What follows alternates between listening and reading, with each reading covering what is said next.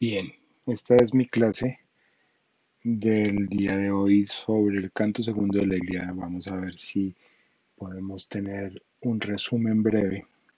Es interesante pararle bolas a esto, ponerle atención al canto segundo de la Ilíada, porque es sumamente difícil para un occidental moderno saber qué es lo que nos pasa. La mayoría de los estudiantes, lo primero que se dan cuenta, lo primero que advierten, es que efectivamente no entienden lo que está pasando. El canto 2 tiene dos partes. Tiene una parte en la cual se habla del sueño de Agamenón y de cómo Zeus le dice que se va a tomar Troya y cómo se deciden a eso.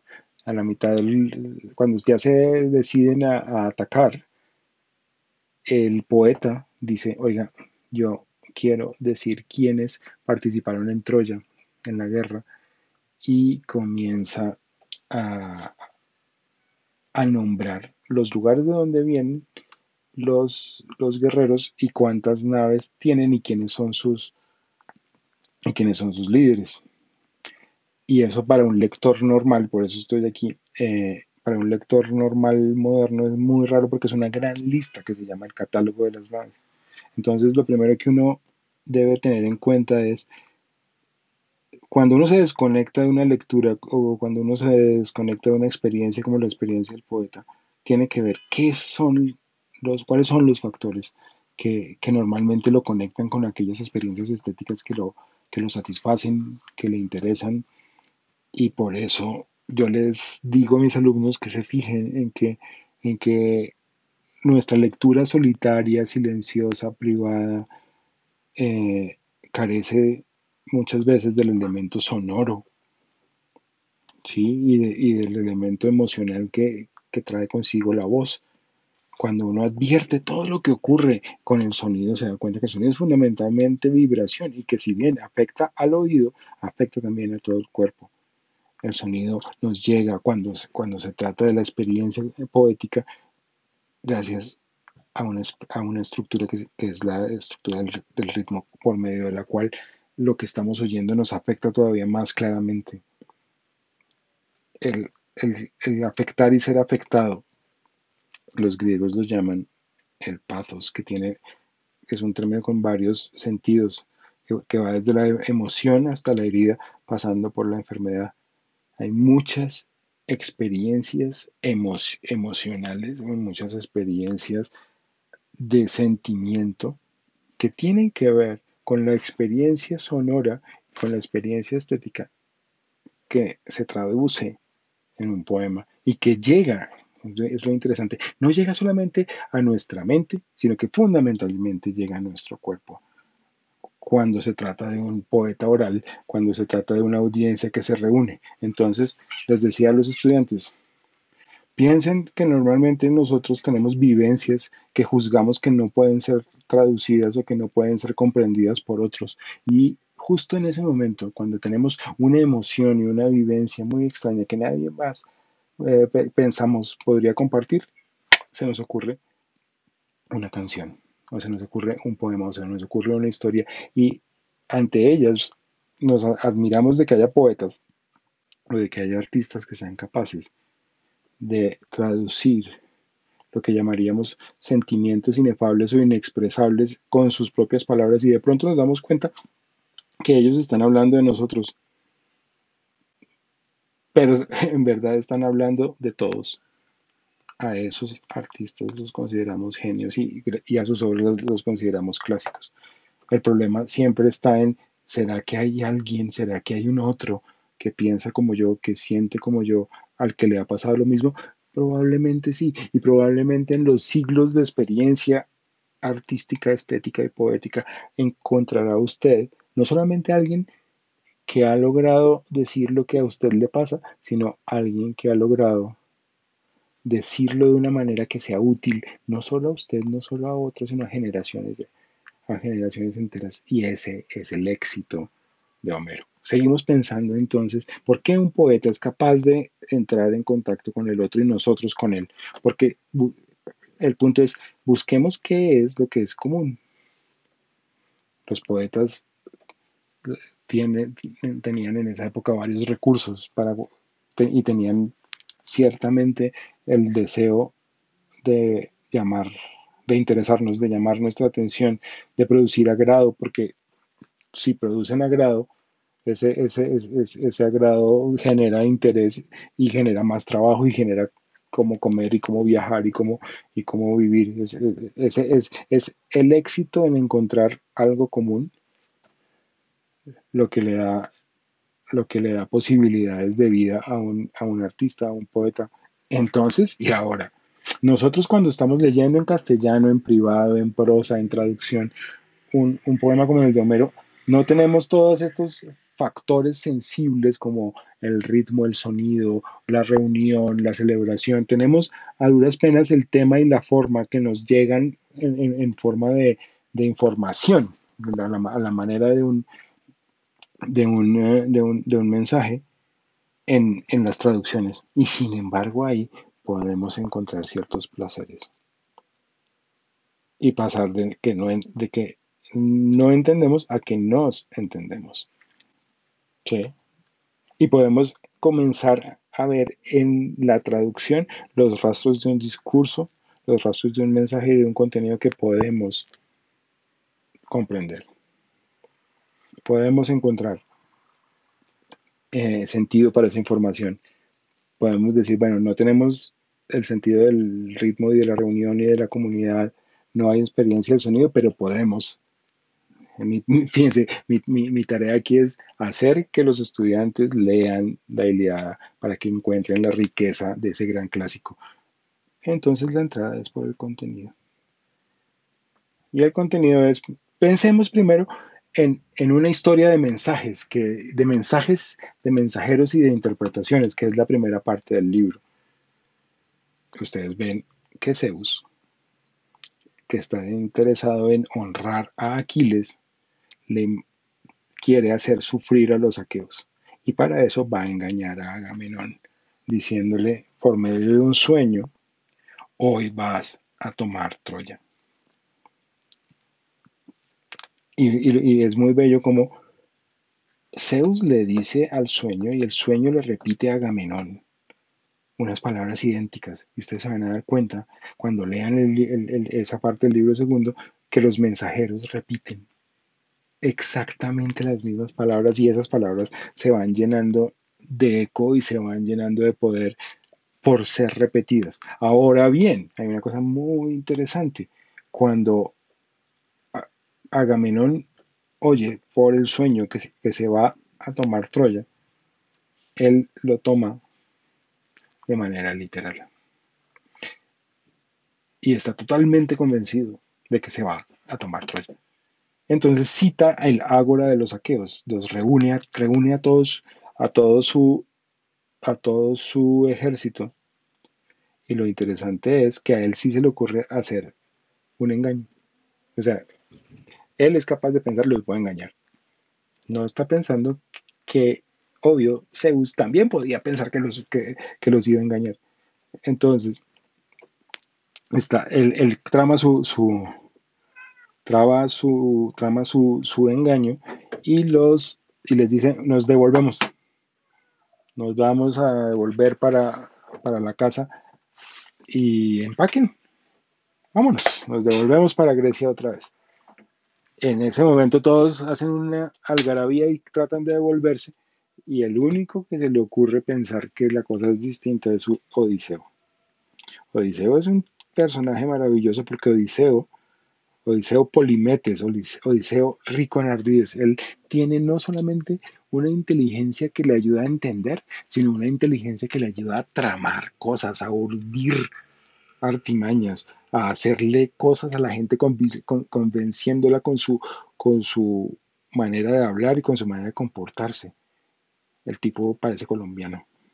Odiseo dice, esto es una prueba, no podemos tomar lo que está diciendo Agamenón, sino más hay que interpretar. Este mensaje significa algo más de lo que dice. Si ustedes se fijan, la gran historia de los oráculos y la gran historia de los mensajes entre los griegos es que la gente que no se para a distinguir entre qué dice el mensaje y qué quiere decir el mensaje generalmente comete errores terribles y sufre mucho. para la muestra Edipo. ¿Sí? Entonces hay que entender y para eso hay que interpretar, hay que hacer hermenéutica. Hermes es el dios de los mensajeros, es el dios de los ladrones también y de los comerciantes. Todos esos son expertos en distinguir entre el qué se dice y el qué se quiere decir. Generalmente los dioses, cuando hablan así, se expresan enigmáticamente y el mensaje que quiere llevarnos a actuar tiene un twist, tiene un giro, tiene algo además de lo dicho. Entonces, esa invitación a tomar el mensaje como algo que se debe interpretar es importante y la experiencia de la primera parte del canto 2 nos lo dice. Ahora, cuando van a atacar los aqueos, pasa una cosa maravillosa. La voz de Homero, o la voz del poeta, la voz que habla allí, nos dice, uh,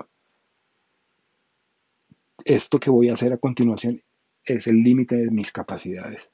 Yo necesito llamar a la diosa, decirle a la musa que quiero hablar de quienes participaron en la guerra de Troya.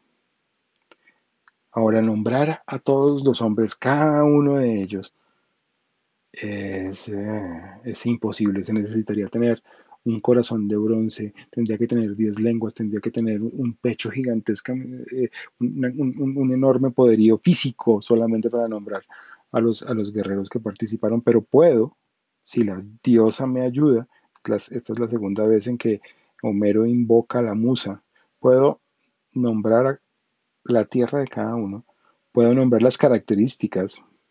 Puedo decir cuántos hombres, cuántas naves venían y cuántos hombres en cada una, como muestra de su poder y su riqueza. Y eso lo hace con cada una de las poblaciones de Grecia que mandaron sus guerreros y sus naves a pelear en la guerra de Troya, tanto del lado de los aqueos como del lado de los troyanos. Entonces, lo que se, lo que termina ocurriendo es que se compone un gran catálogo, por eso se llama el catálogo de las naves, un gran catálogo. Ese catálogo es muy misterioso, porque al principio es muy aburrido. ¿Por qué habría alguien de decir tantas cosas tan parecidas para hacer una lista de pueblos, con una lista de hombres, con una lista de naves y un número de guerreros? Lo que nos damos cuenta y lo que las investigaciones nos muestran es que hay varios motivos interesantes en hacer un catálogo con todas las ciudades de Grecia. Primero, y es que son todos los factores como de orgullo político que produce oír nombrar a su tierra, oír nombrar y celebrar sus características, como que esta tierra es abundante en uvas, tiene bellas palomas, tiene un bosque muy hermoso. Y entonces eso es como hacer una especie de promoción y mandar el pueblo a la fama, claro, por un lado. Pero por otro lado, implica evitar el olvido, saltar a la fama. Y, y lo que ocurre es que por ciertas investigaciones nos damos cuenta que casi todos los comentarios de Homero sobre los lugares de los cuales provienen los guerreros son verídicos. Dan información sobre el relieve, dan información sobre la fauna, sobre la flora de los lugares. Uno puede usarlos como un mapa de Grecia. El catálogo de las naves es un mapa cantado del Egeo. A mí me gusta llamar la atención sobre cómo hay factores del oficio del poeta que generan los recursos que estamos viendo aquí. Por ejemplo, los poetas o cantores son itinerantes y van viajando por toda Grecia, viajan por todos lados, van como de gira y entonces tienen sus presentaciones. Durante esas presentaciones, para que les vaya bien, tienen que lograr conmover con todo lo que dicen. Al hablar, tienen que conmover. Y todo lo que tienen de recursos es oral. No hay nada por escrito. Ellos no llevan un libro y no están dándose a leer ni están leyendo en voz alta. Están haciendo su performance, entregando el poema con su propia voz y entonces les toca adaptarse al público. Igual les digo a mis estudiantes, les digo que ocurre como cuando un DJ interpreta los sentimientos de la audiencia en una fiesta, así el poeta se adapta al público por medio de improvisaciones, en las cuales una historia base, que es constante, se divide en sus elementos variables. Y entonces ustedes por eso encuentran que hay nombres de lugar o nombres de padres o nombres de características. Todos estos se repiten mucho porque formalmente caben perfecto en la estructura rítmica del verso. Son un recurso para mantener el ritmo, para seguir contando la historia y armándola como una especie de rompecabezas. Para eso sirven los epítetos, para eso sirven las fórmulas con las que nos hablan del sacrificio, de la comida, de la curación o de la propia muerte. Los patronímicos, los topónimos, que son las maneras en que hablamos de los lugares y de quién es el padre de cada uno. ¿Por qué? Porque necesitamos recordar una gran cantidad de lugares, necesitamos recordar una cantidad de personas, pero sobre todo necesitamos dársela a los otros para que también las recuerden y las guarden. Cuando descubrimos que, el- por medio de las investigaciones arqueológicas, que las menciones de los lugares son verdad y que efectivamente nos dijo, nos dijo Homero cuáles son las ciudades, dónde están las ciudades, cómo son esas ciudades, nos damos cuenta que nos cantó el mapa del Egeo. Eh, la anécdota más simpática de eso es lo que hizo Heinrich Schliemann, que es un personaje sumamente controversial, pero encontró a Troya siguiendo las instrucciones que estaban dadas en las descripciones de lugares, de fauna y de flora que hacía Homero. Encuentra a Troya Schliemann por la información de Homero. Entonces Homero se nos revela no solamente como un increíble contador de historias, sino como un compendio del saber sobre su mundo en su tiempo.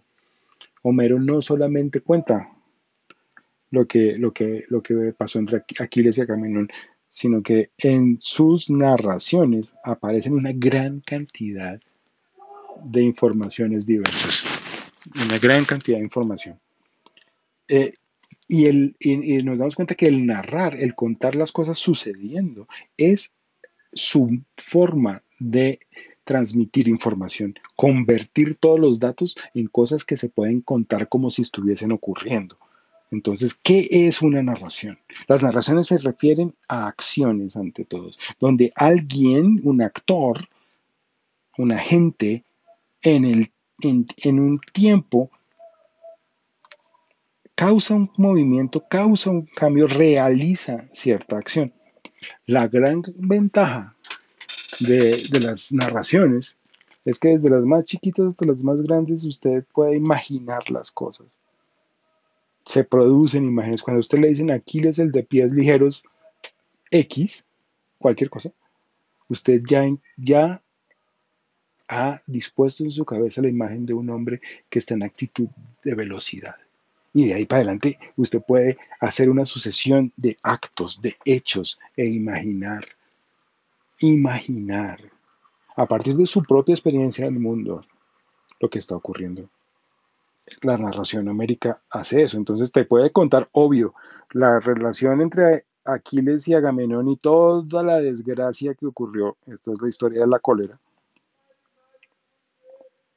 La cólera, perdón. Quedó horrible, pero lo siento. Desde la gran historia de la cólera y cómo se transforma hasta las breves y pequeñas metáforas sobre cómo suena el mundo, sobre cómo se mueven los hombres en el campo de batalla, sobre cómo sale el sol, cómo se oculta, etcétera, etcétera. Bien, para explicar un poco más eso y para ver cómo funciona la cultura oral en la poesía, eh, yo sugiero la lectura de un libro maravilloso que se llama La Musa aprende a escribir, de un teórico muy interesante del siglo XX que se llama Eric Havelock. Eh, El dato es también que Havelock era colega de la escuela de McLuhan en Toronto, en teoría de la comunicación. Se me ocurre también nombrar aquí en este momento el prefacio a Platón, que es un libro de Havelock, en el cual, para poder hablar de Platón, la primera parte del libro es una gran explicación de lo que es pensar con imágenes en el mundo homérico. Y se encuentran las dos cosas en castellano y se encuentran fácilmente en Internet. Muchas gracias.